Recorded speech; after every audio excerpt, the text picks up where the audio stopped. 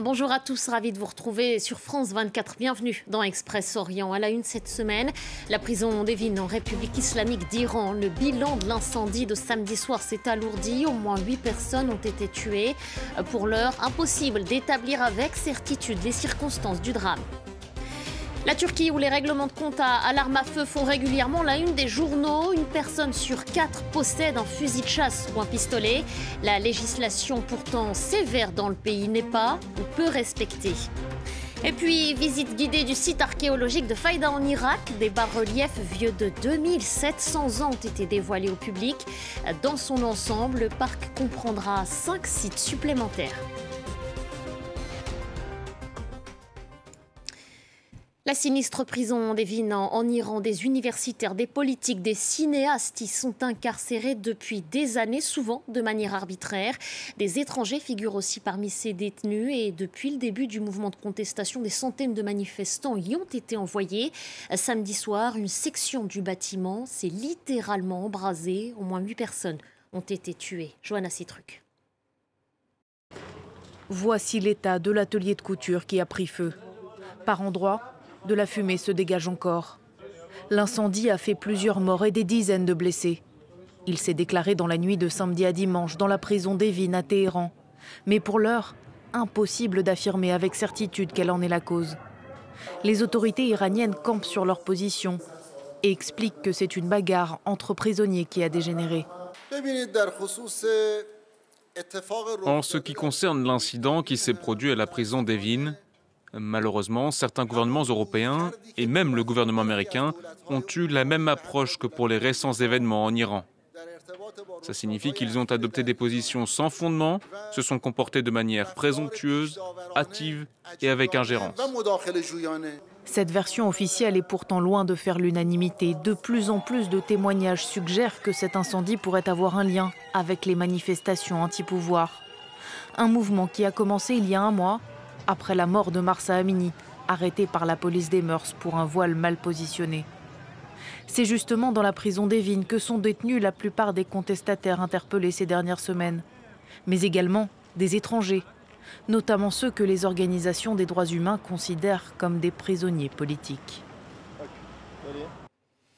Défie le régime à l'intérieur même du pays ou depuis l'étranger. Elnaz Rekabi a ôté son voile alors qu'elle participait au championnat d'Asie d'escalade. C'était dimanche à Séoul, en Corée du Sud.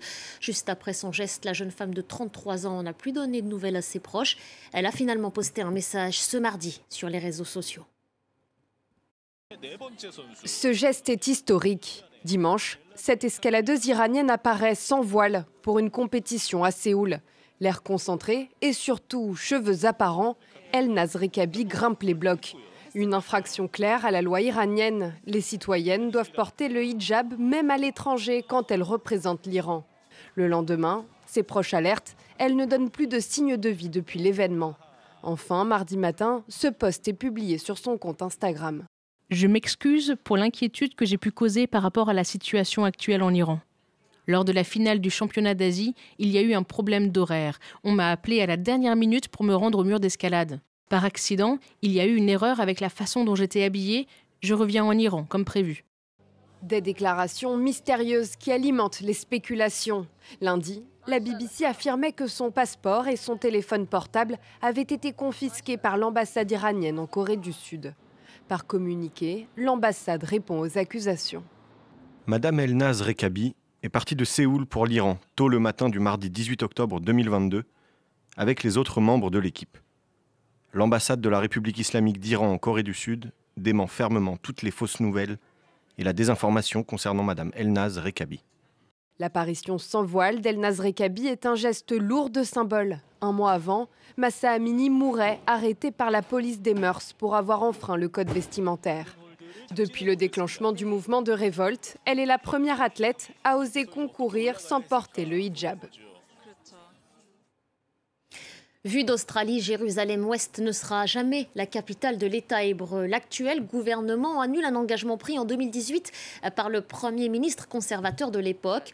Selon Canberra, le statut de Jérusalem doit être résolu par des négociations directes entre Tel Aviv et Ramallah. L'autorité palestinienne s'est félicitée de ce revirement alors que le Premier ministre israélien l'a fustigé. Privés d'un fils, d'un mari, d'un père ou d'un frère, de nombreuses familles tentent de faire leur deuil en Turquie. 41 personnes ont péri dans l'explosion d'une mine de charbon à Amasra, c'est dans le nord-ouest du pays. Près d'une centaine de mineurs se trouvent à l'intérieur de la galerie au moment de la déflagration. Le président Erdogan a été vivement critiqué pour avoir évoqué, je cite, un coup du destin. Il a par ailleurs promis qu'une enquête sera menée. Et la Turquie, toujours où les fusillades font régulièrement la une de la presse. Selon la fondation Umut, Espoir en français, 90% des armes à feu n'ont pas fait l'objet d'une demande de permis. La législation est pourtant sévère en la matière. Reportage à Istanbul de Ludovic de Foucault et Shona Batacharia. C'est la première fois qu'Osman tire à l'arme à feu. Avec un ami, il s'est rendu dans un des nombreux stands de tir d'Istanbul. C'est comme dans les films, il y a cette curiosité, cette fascination. Mais tirer soi-même, c'est vraiment un plaisir, c'est stimulant. D'après cet instructeur, le nombre de visiteurs est en augmentation. On veut surtout que les gens prennent du bon temps. Il y en a qui viennent pour s'amuser, d'autres pour des compétitions. Mais hier, par exemple, on avait un groupe avec des filles. Les garçons leur disaient « Apprenez à utiliser ça. On ne sait pas ce qui peut se passer demain. » Et c'est vrai que cette peur existe chez les gens.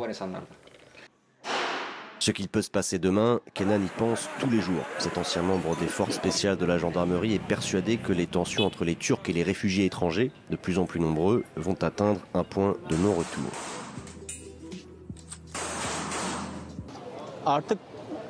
Le peuple turc en a marre. On se demande combien on va en accueillir encore. Donc la probabilité qu'une crise éclate, peut-être pas aujourd'hui, peut-être dans un an, peut-être dans 2, je ne sais pas. Mais ça va sûrement éclater parce que les deux camps vont perdre patience. En Turquie, où le service militaire est obligatoire, la plupart des hommes savent se servir d'une arme et ils sont de plus en plus nombreux à en posséder. Kenan nous emmène derrière le grand bazar où des magasins proposent des surplus militaires et des armes. La plupart sont vendus sans licence. La fondation Umut, Espoir en français, affirme que 90% des armes en Turquie n'ont pas fait l'objet d'une demande de permis. Un foyer sur 3 possède désormais une arme à feu. En gros, on n'a pas réussi à se civiliser. On n'a pas pu se débarrasser de cette attitude laxiste et orientale envers les armes. Et on continue à vouloir posséder des armes. Lors de ce rassemblement organisé par la fondation, Mustapha ne peut retenir ses larmes à la tribune.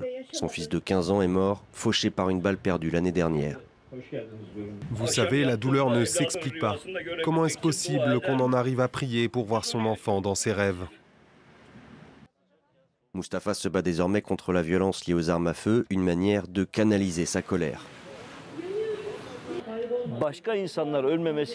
On fait appel ici à tous, aux autorités, aux gens qui possèdent des armes ou non. On fait appel à eux pour empêcher la mort d'autres personnes. Les familles qui ont perdu des proches déposent en silence des chaussures, des fleurs, des photos. En Europe, la baisse des violences liées aux armes à feu s'est interrompue en 2021. En Turquie, d'après Umut, elle augmente tous les ans. Toute autre chose maintenant vous emmène en Irak à la découverte d'un site archéologique, celui de Faïda. Des vestiges millénaires y ont été dévoilés après des décennies de conflits. Les autorités misent sur ce parc pour redonner de l'élan à l'économie du pays. Regardez. Ces imposants bas-reliefs ont plus de 2700 ans. Sculptés sur les parois d'un canal d'irrigation de l'époque assyrienne, ils seront désormais exposés au public dans ce parc archéologique dont seule la première phase vient d'être inaugurée. Dans son ensemble, le parc comprendra 5 sites supplémentaires dans le gouvernorat de Dohuk. Le site a été fouillé par la direction des antiquités et du patrimoine du gouvernorat de Dohuk en coopération avec l'université italienne d'Udine. Un canal d'irrigation s'étendant sur quelques 10 km a été découvert, ainsi que 13 bas-reliefs sculptés dans la roche représentant 7 dieux assyriens et 2 images du roi Sénachérib que l'on peut voir de part et d'autre. Ces statues représentent en effet les 7 divinités les plus importantes du panthéon assyrien. Elles datent de l'époque du roi Sargon II qui avait établi sa capitale dans le nord de l'Irak, près de l'actuel Mossoul. Le patrimoine irakien a été particulièrement pillé après la chute de Saddam Hussein ou encore lors de la dernière décennie après la prise de territoires entiers par l'organisation État islamique.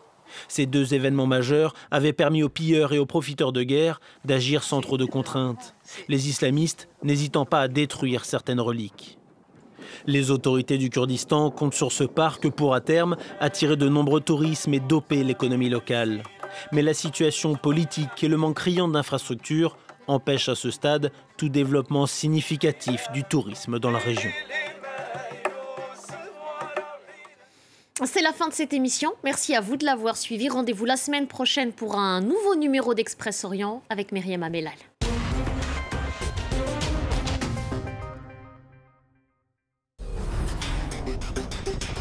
Du Grand Nord canadien jusqu'à Ushuaïa, toute l'actualité politique, économique, culturelle et sociale du continent américain. Cap Amérique, présenté par Elisabeth Alain, à regarder sur France 24 et france24.com.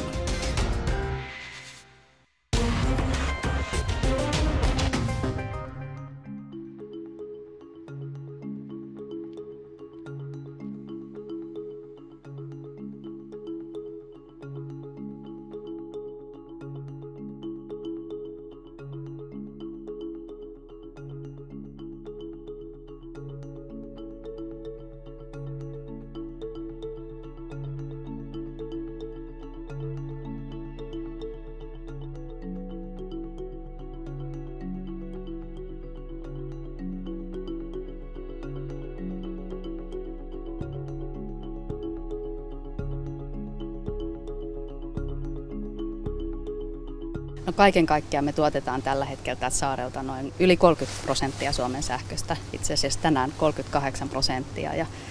Ja se on tietysti iso määrä sähköä ja se on sitä tasaista, ennustettavaa, vakaata sähköntuotantoa, mitä ydinvoimalla tuotetaan. Ja se tietysti merkitsee aika paljon. Olkiluoto 3 osuus on tästä noin 14%.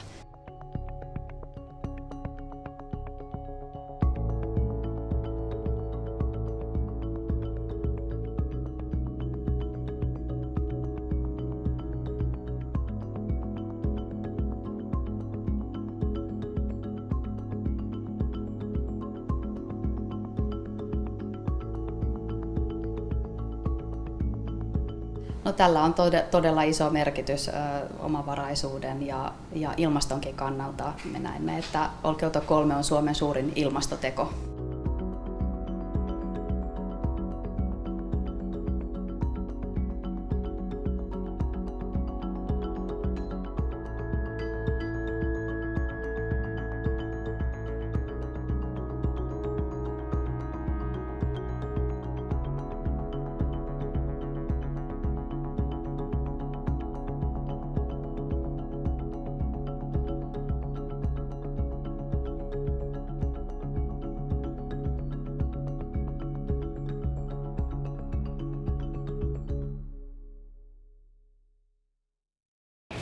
Peur des agressions du froid? Regardez la météo avec Forte Royal 2000. Un fort dosage en gelée royale pour bien passer l'hiver. Forte Pharma, fortez-vous mieux.